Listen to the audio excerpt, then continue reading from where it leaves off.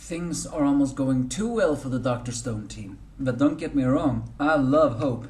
I hate despair. As much as I talk about despair, it's because those that want to defy despair are the ones that talks about it the most, you know. The angry anime fan, the despair viewer. The return of the king in this Dr. Stone chapter of 116. The team managed to create the sulfuric acid by using shells, sodium hydroxide, ammonia, which is basically urine, and the platinum, together with a little device with glasses with nitrogen dioxide, and manages to create the miracle water, which is the nitric acid. As Gen since about it, it's no longer a miracle thing though. It is definitely the revival of humanity on our hands. Meanwhile, at the Great Leaders Camp, the old Jafar, as many people call him because he looks so much like him, looks at the piece of it all and says that it looks very similar to the ice, which is the glass, as they don't know it's glass since they haven't seen it before. They call it ice. He realizes that there is an intruder as this black ice just gets darker. Now what they have that though, now that the Dr. Stone team though have the acid, are they gonna make gunpowder? I mean, they could make it, and they could practically conquer the entire country if they wanted to. However, Senku shuts it off, saying they cannot make that much of it. In order to do that, they need a massive factory to do that, and that will take time. And as Soyo says, that they cannot stay here for months. After all, they don't have that enough manpower to make a proper war. So Senku says that they should just use the opportunity to attack rather than wait. As soon as they found that they will depetrify Kasaki, who can make the drum. But when they get to the boat, they realize that all the statues of the people, many of which was been chopped to pieces, are being thrown into the ocean. But as we all know, they can be brought back to life if they are pieced back together. But Asuka adorably panics, and also Soyos. It's revealed though that even if they're thrown into the water, they very likely will be swept away by the currents.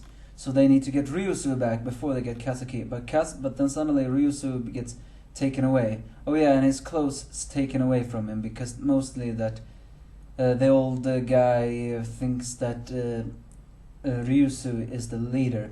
Well, he's not exactly wrong, per se.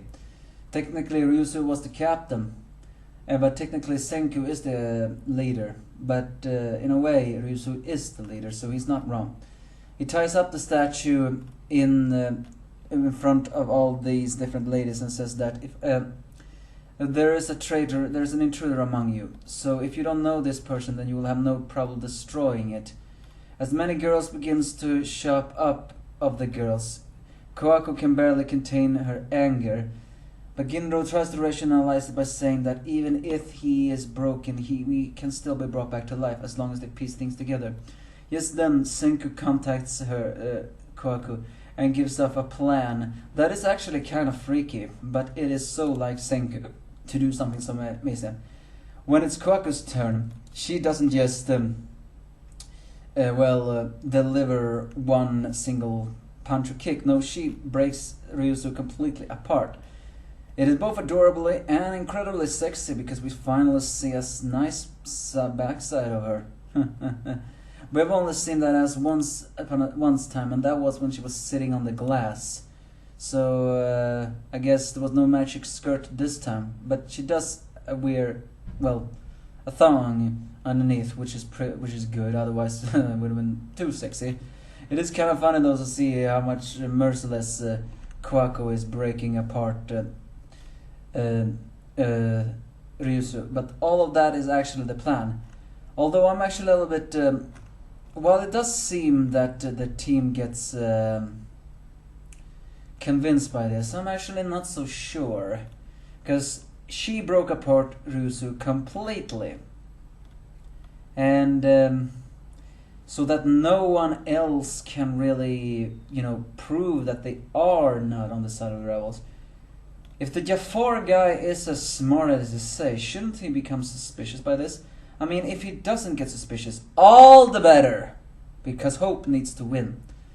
So, well, Amuro says that they will take this away because they need to cheat it up.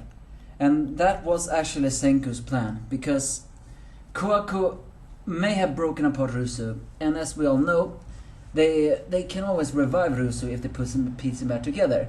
But as Kohaku points out, piecing things together is not just that easy, because after all they need Yuzihara for that.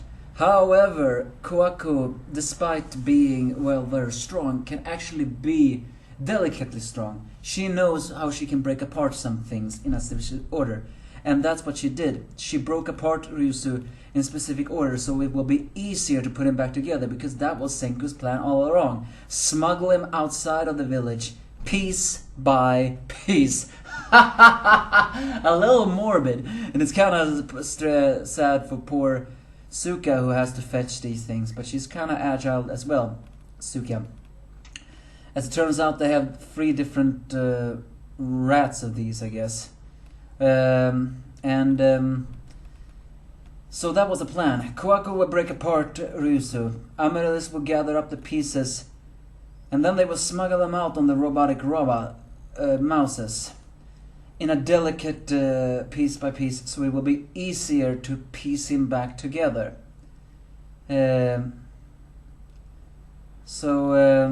With that, Kohaku says that Ryusu will very likely say, "Thank you for good job of breaking apart me into tiny pieces.